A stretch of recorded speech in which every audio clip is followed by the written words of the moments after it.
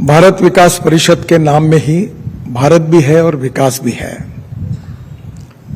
और इसीलिए हम सब लोग मिलकर हमारे भारत को, हमारे देश को, हमारे हिंदुस्तान को, हमारी मातृभूमि को सुखी, समृद्ध, संपन्न और शक्तिशाली बनाना चाहते हैं।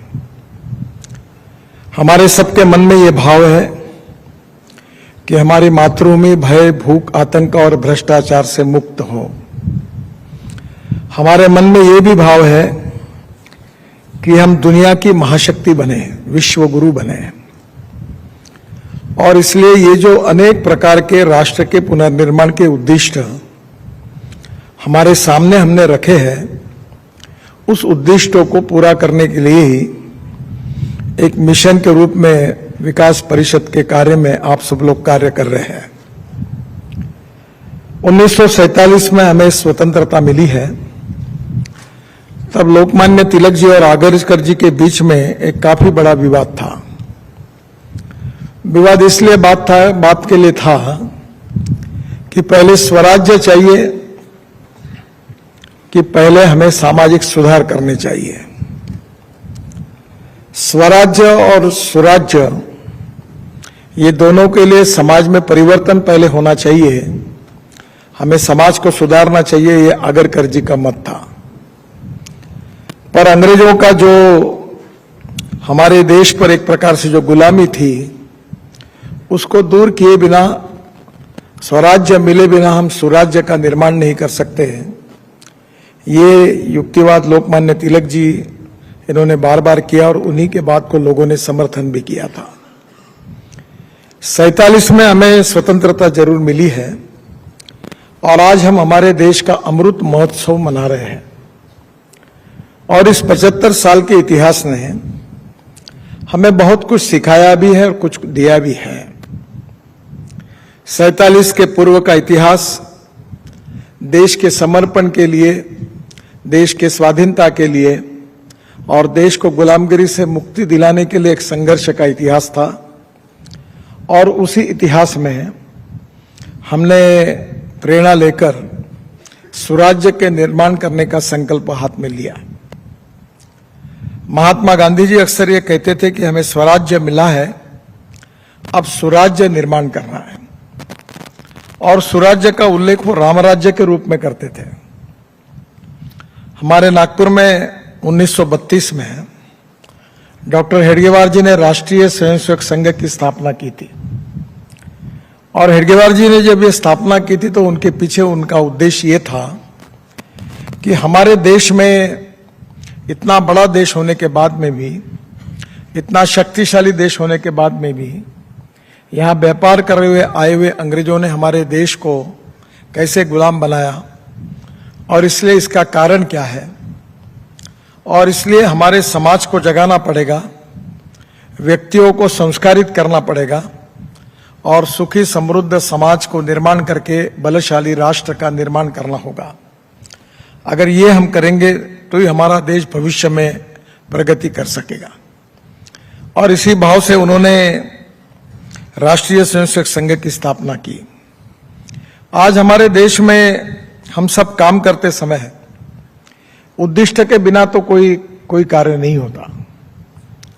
हिंदी गीतों में एक गीत था, मैं तो चला जिधर चले रास्ता, मुझे क्या फिक्र है कहाँ मेरी मंजिल, मैं तो चला जिधर चले रास्ता। ऐसी तो हमारी सफर नहीं है। हमारा उद्दिष्ट निश्चित है, और उद्दिष्ट निश्चित होने के कारण हम सबको अलग अलग क्षेत्र में किस प्रकार से कार्य करना है, यही हमारे सामने सबसे बड़ा चैलेंज है। भारत विकास परिषद के बारे में आपकी हमारी जो वैचारिक भूमिका है, उसमें हम सामाजिक दायित्व के साथ, सामाजिक जिम्मेदारी के साथ, social consciousness and social responsibility के साथ हम समाज में गुणात्मक परिवर्तन करने के लिए कार्य करते हैं। सेवा के क्षेत्र में काम करते हैं, शिक्षा के क्षेत्र में काम करते हैं, सांस्कृतिक क्षेत्र में काम करते हैं, और जो गरीबी, भूखमरी और बेरोजगारी है, इसको दूर करने के लिए हम आर्थिक विकास के भी क्षेत्र में काम करते हैं।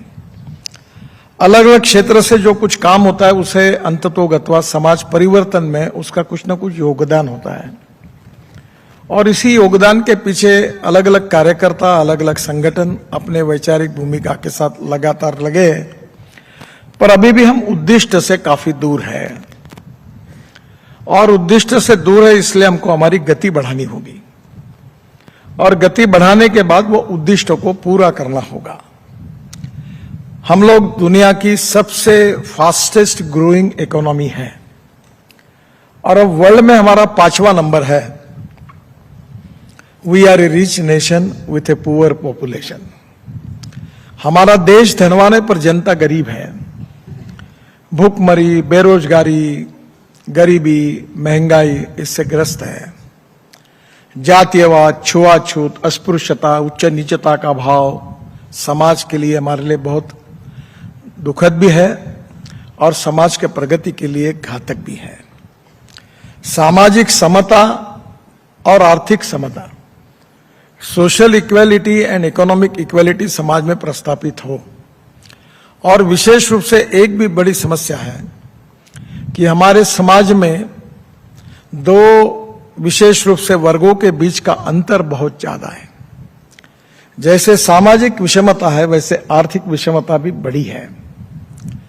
हम लोग सेवा का काम करते हैं, इसलिए ज्यादातर इस विषय का आप सब लोग विचार करते ही होंगे कि हमारे देश में 124 जिले ऐसे हैं कि जो सामाजिक, आर्थिक और शैक्षणिक दृष्टि से पिछड़े हुए हैं, जिनको एस्पिरेंट डिस्ट्रिक्ट कहा जाता है, जहां स्कूलें नहीं है, अस्पताल नहीं है, किसानों के लिए फसल के सही दाम नहीं मिल रहे हैं, युवाओं को रोजगार नहीं है, गांव जाने के लिए रास्ते नहीं है, और जिसके कारण वो सामाजिक, आर्थिक, शैक्षणिक दृष्टि से पिछड़े हुए हैं। हमारे देश में जो अर्बन क्षेत्र है, शहरी क्षेत्र है, उसमें ज्यादातर हम काम करते हैं, उसमें विकास काफी हुआ है। पर 1947 में 90% लोग आबादी गांवों में रहती थी, अब 25 से 30% माइग्रेशन हुआ है।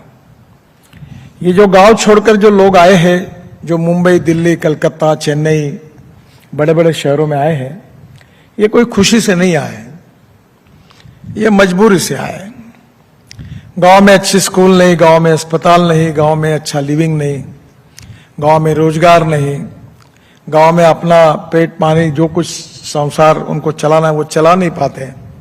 गरीबी, भूखमरी और बेरोजगारी के कारण गांव छोड़कर शहरों में आए हैं। उससे शहरों की भी समस्याएं निर्माण हुई है, और इसलिए स्वाभाविक रूप से विकास परिषद और भारत का विकास करने के लिए हमें गंभीरता से सोचना होगा कि हमको किस मार्ग से जाना है, और वो मार्ग जो है वो इफेक्टिव होगा।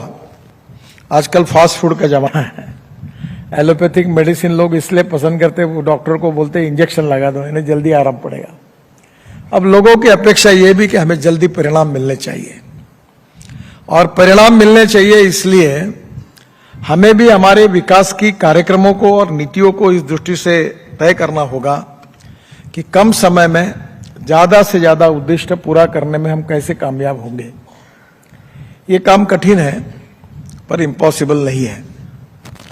हमारे देश का जो जीडीपी ग्रोथ है उसमें से करीब 52 से 54% सर्विस सेक्टर से हमारा ग्रोथ होती है, और 22 से 24% मैन्युफैक्चरिंग सेक्टर से होती है, और 12 से 14% एग्रीकल्चर सेक्टर से होती है। जो ग्रामीण भाग है, रूरल इकोनॉमी है, एग्रीकल्चर है, फॉरेस्ट है, ट्राइबल है, वहां ग्रोथ रेट निग्लिजिबल है, और वही हमारी आत्मनिर्भर भारत बनाने में सबसे बड़ी हमारी समस्या है। और इसलिए मैं जब विद्यार्थी परिषद का काम करता था तब हमने हमारे उस समय एक अभियान चला था, चलो गांव की ओर, ग्रामोत्थान छात्र हेतु अभियान करके उसका नाम था, कि हम गांवों को समृद्ध बनाएं, संपन्न बनाएं, शक्तिशाली बनाएंगे। तो मैं विशेष रूप से आपसे अनुरोध करूंगा कि भारत विकास परिषद में हमें प्रायोरिटी ये जो 124 एस्पिरेंट डिस्ट्रिक्ट्स हैं, जो सामाजिक, शैक्षणिक, आर्थिक दृष्टि से पिछड़े हुए हैं, उनके विकास के लिए, उस भारत का विकास करने के लिए हमको ज्यादा कोशिश करनी चाहिए। हमारे यहाँ शरद जोशी करके एक किसान संगठन के बहुत बड़े नेता थे, बड़े विचारक थे। कृषि और ग्रामीण क्षेत्र की उनकी विचारधारा बहुत प्रभावी थी।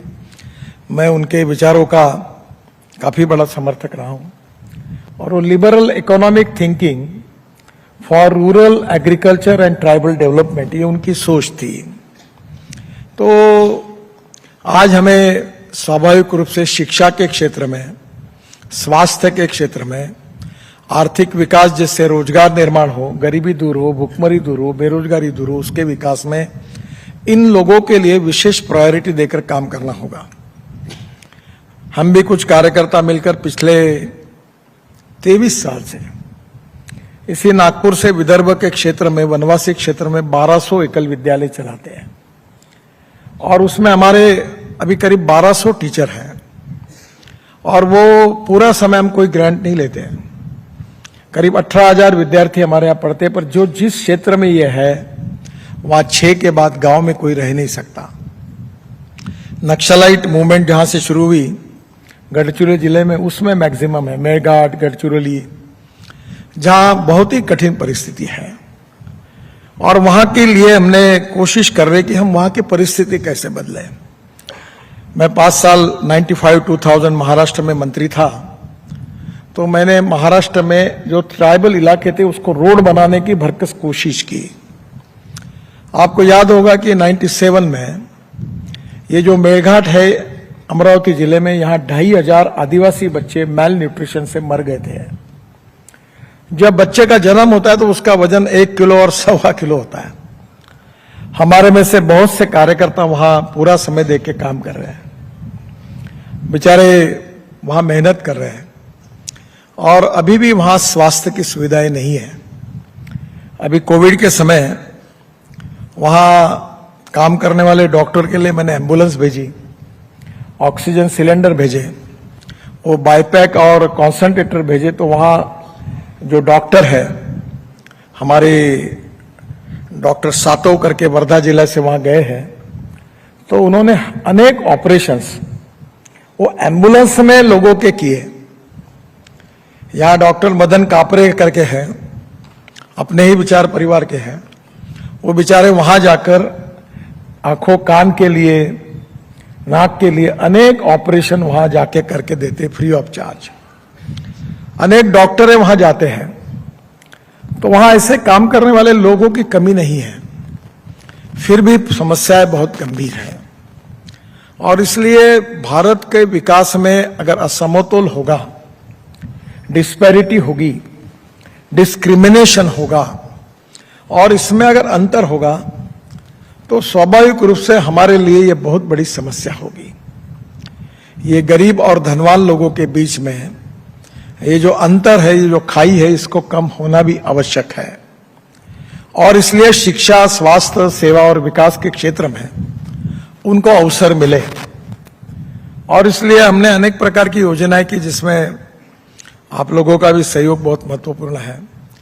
कि अभी गोबर से पेंट बनाने का काम किया हमने खादी ग्राम उद्योग में, तो अब करीब 150 फैक्ट्री शुरू हो गई।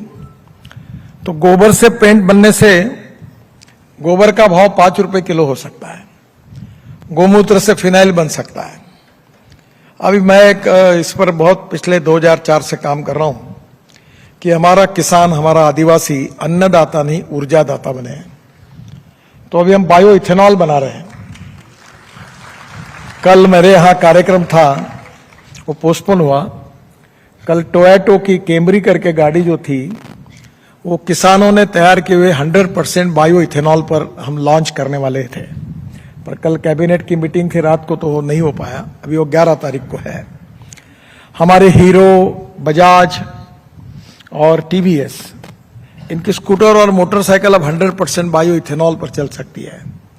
टोयोटो, मर्सिडीज, बीएमडब्ल्यू की गाड़ियां चल सकती है। मैंने तो संकल्प किया है कि इस देश से पेट्रोल और डीजल को निकाल देना है, क्योंकि प्रदूषण से भी हम त्रस्त हैं। Import, substitute, cost effective, pollution free और इंडिजिनियस। मैं पीछे लगा रहता हूं इलेक्ट्रिक गाड़ी, ethanol, methanol, biodiesel, bio LNG, bio CNG. अभी जो परली होती है जो दिल्ली में पोल्यूशन का कारण बनी हुई है, राइस स्ट्रॉ, इससे पानीपत में हमने एक बहुत पीछे लगकर एक प्रोजेक्ट शुरू किया है कि परली से 1 lakh litre ethanol per day और 150 टन बायो बिटुमिन तैयार होता है। मैंने इंडियन ऑयल के चेयरमैन को कहा कि तुम जितना परली है पूरी जलाते ही पूरे पंजाब हरियाणा में पूरे डाल दो प्रोजेक्ट, पूरा बिटुमिन मैं खरीद लूंगा, हमें इंपोर्ट करने की जरूरत नहीं पड़ेगी। हमारे देश में अब शुगर केन जूस, मोलाइसेस, बीएबी मोलाइसेस, कॉर्न, ब्रोकन राइस से इथेनॉल बनता है और इथेनॉल का भाव 60 रुपए लीटर है और पेट्रोल का भाव 120 रुपए लीटर है। अब इथेनॉल का माइलेज पेट्रोल के बराबर भी हो गया, वो टेक्नोलॉजी भी हमने लाई है। अब धीरे धीरे ये वनवासी है, वहां बायोमास पड़ा हुआ है, हम बांबू लगा रहे हैं। अभी आसाम में बांबू से इथेनॉल तैयार हुआ है और हम 16 लाख करोड़ का इंपोर्ट करते हैं। अगर इसमें से 3 से 4 लाख करोड़ भी ग्रामीण और कृषि क्षेत्र में जाएंगे और वहां के आदिवासियों को रोजगार मिल जाएगा और वहां अगर बायोफ्यूल तैयार हो जाएगा, सीएनजी तैयार हो जाएगा, बायो एलएनजी तैयार हो जाएगा। अभी तो मैं ग्रीन हाइड्रोजन भी तैयार करने की हम बात कर रहे हैं। दिल्ली में मेरे पास गाड़ी है जो हाइड्रोजन पे चलती है। कल मेरे पास गोयल साहब आए थे जो हमारी ग्रीन ट्रिब्यूनल के जज हैं, तो मैंने उनको कहा कि आपके घर में ये गाड़ी में बैठकर आप जाइए। जो पेट्रोलियम से हाइड्रोजन तैयार होता है उसको ब्राउन हाइड्रोजन कहते हैं। जो हमारे विशेष रूप से कोयले से तैयार होता है उसको ब्लैक हाइड्रोजन कहते हैं और जो बायोमास से, ऑर्गेनिक वेस्ट से और पानी से तैयार होता है उसको ग्रीन हाइड्रोजन कहते हैं। अब दुनिया बदल रही है और अभी हम लोग पानी से हाइड्रोजन तैयार कर सकते हैं। मेरी गाड़ी इतनी सुंदर है जो जिसका नाम है मिराई, टोयोटा की है, तो मिराई का नाम होता है भविष्य। अभी जर्मनी में 1000 किलोमीटर रेलवे पानी से तैयार किए हुए हाइड्रोजन पर चली। अभी truck, buses, car, steel factory, chemical factory, pharmaceutical factory, हवाई जहाज सब ग्रीन हाइड्रोजन पर चलेगा। अभी हम ऊर्जा इंपोर्ट करने वाले हैं, एनर्जी इंपोर्टर करके हमारा देश है।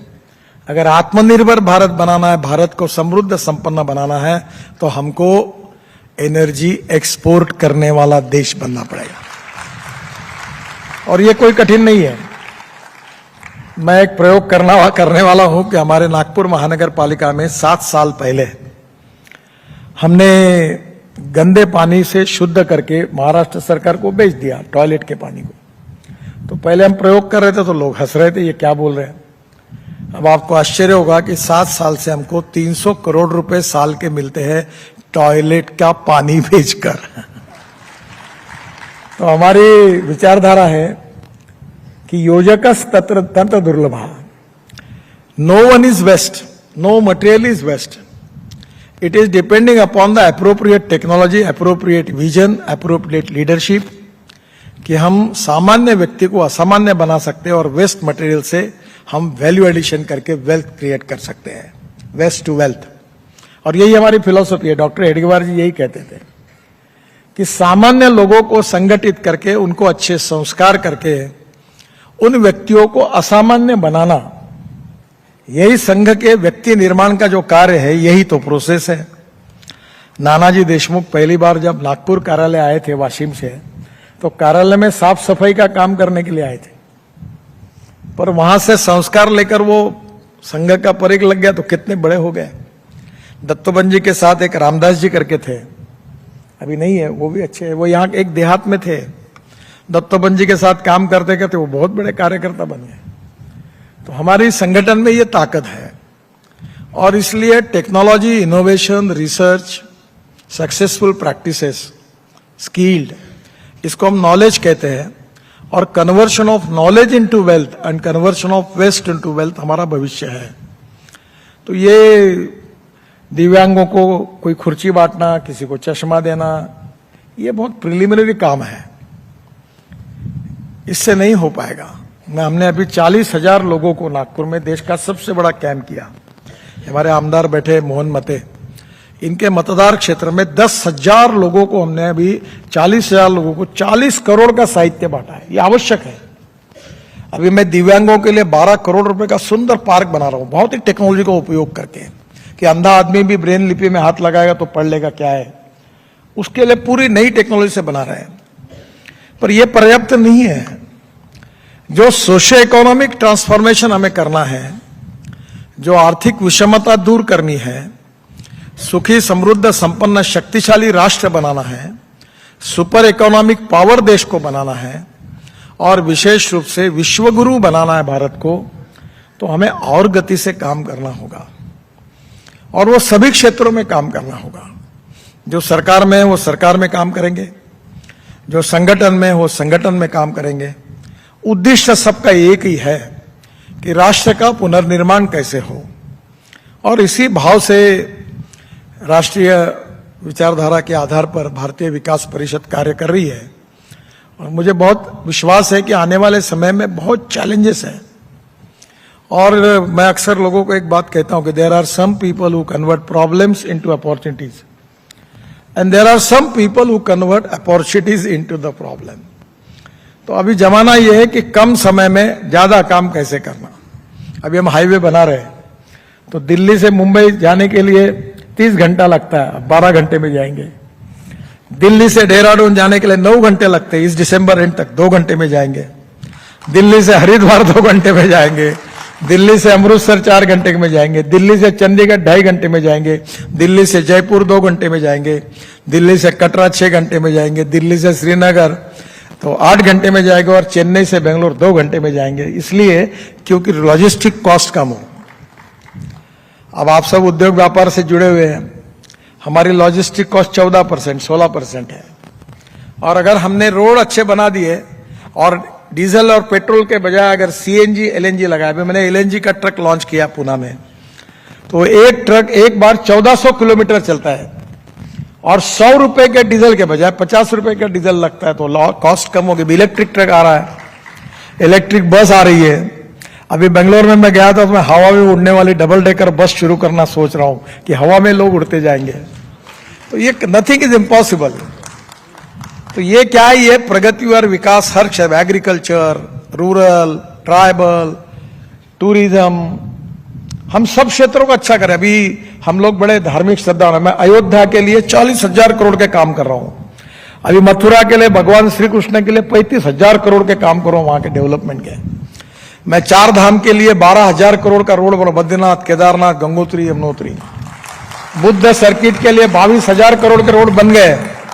वो जैन स्थान था, वहां जोड़ रहे हैं। अभी अमृतसर में स्वर्ण मंदिर के लिए मैंने वो बीच में रोड से 4 ब्रिजेस बनाकर चारों गुरुद्वारों को रोड से जोड़ा है। वो इसलिए कि विदेशों से, दुनिया से लोग आए, 6 महीने नहीं, साल भर यात्रा कर सके, दर्शन कर सके, ऐसा देश बने। अभी मानस सरोवर का रोड 90% पूरा हुआ है पिथौरागढ़ से, भारत से। तो मेरी इच्छा है कि हम मानस सरोवर जाना है तो नेपाल जाने की जरूरत नहीं, हम हिंदुस्तान से जाएंगे। तो ये एक एक चीज जो होगी उसी क्षेत्र का कहीं ना कहीं फायदा होगा। तो वैसे ही भारत विकास परिषद एक कैटलिस्ट है सामाजिक आर्थिक परिवर्तन में, राष्ट्र के पुनर्निर्माण में और भारत के विकास में आपकी महत्वपूर्ण भूमिका है। और इस भूमिका के लिए 2 ही बातों का मैं आपसे रिक्वेस्ट करूंगा कि इसकी एप्रोप्रिएट विजन आप तैयार करिए। देखिए, लकड़ी तोड़ने वाले के शरीर से कितना भी पसीना निकलता है तो भी वो कभी पहलवान नहीं बनता। केवल मेहनत करने से नहीं होगा, एप्रोप्रिएट विजन होनी चाहिए। जो पहलवान बनता है वो बराबर कसरत उसी प्रकार से करता है। तो मुझे लगता है कि we should have appropriate planning, appropriate vision, appropriate decision making process. मैं अक्सर एक बात कहता हूं, you can donate eye but you can not donate vision. Lack of vision ही हमारी समस्या होती है।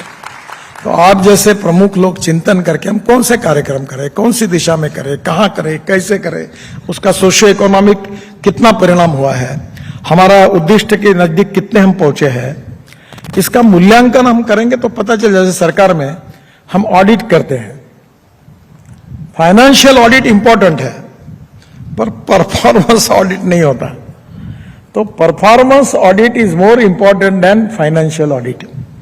मैं स्कूल में था तो एक लड़का था, तो वो हमारी परीक्षा में फेल हो गया। तो उसके माता पिता को स्कूल में आए और हमारे स्कूल टीचर के पास वो बैठ के बोलते, इतना दिन भर अध्ययन करता, फेल कैसे हुआ? तो उनका आक्षेप था कि ये 4-4 घंटे दिन भर यही करता, अभ्यास करता, और ये कैसे फेल हो गया? तो टीचर ने उसको पूछा, तुम क्या करते हो? बोले, मैं दिन भर जब स्कूल में आता हूं तो सब चीजों को मैं रफ में लिखता हूं और घर जाके मैं फेयर करने का काम करता हूं। तो ये रफ से फेयर करने से कुछ नहीं होगा, खाया पिया कुछ नहीं, गिलास पड़ा अटरना वाली कहानी है। You need to have a planning कि जिससे कारण इतना परिणाम उसका निकले, तब देश आगे जाएगा। और इसीलिए विवेकानंद जी की भविष्यवाणी थी, मुझे भी जल्दी जाना है, वो पूरी करने की आपकी और हमारी सबकी जिम्मेदारी है। उन्होंने अमेरिका में कहा था कि 18वीं सदी जो है वो मुगल सल्तनत की थी, सब जगह मुगल बादशाह थे। 19वीं सदी जब आई तब यूनियन जैक सब तरफ था, अंग्रेजों का राज्य था। ये लोग कहने लगे थे कि ये जो सूरज है अंग्रेजों का, ये कभी नहीं जाएगा, अस्त नहीं हुआ इसका। पर 20वीं सदी जो आई थी वो विशेष रूप से अमेरिका एक सुपर पावर करके उनका बोलबाला था। और तब विवेकानंद जी ने कहा था कि 21वीं सदी जो है वो हिंदुस्तान की है, वो आपकी और हमारी है। और इसी को पूरा करने के लिए, इस उद्देश्य को पूरा करने के लिए कम समय में ज्यादा से ज्यादा परिणाम निकालकर राष्ट्र के पुनर्निर्माण में हम क्या कंट्रीब्यूट कर सकते हैं, यही हमारी सबसे बड़ी एजेंडा है। समस्या भी है, आह्वान भी है और चैलेंज भी है। और इसमें आप लोग बहुत अच्छी कोशिश कर रहे हैं और प्रयास भी कर रहे हैं, कोशिश भी कर रहे हैं।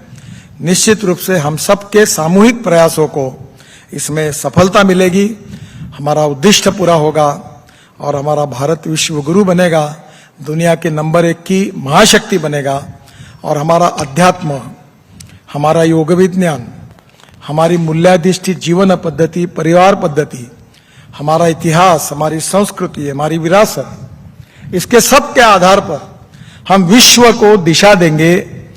ऐसी ताकत हमारे इस देश में है और हम सबके सामूहिक प्रयासों से वो सपना जल्दी ही पूरा होगा। इसी विश्वास के साथ मैं अपनी बात को समाप्त करता हूं। बहुत बहुत धन्यवाद।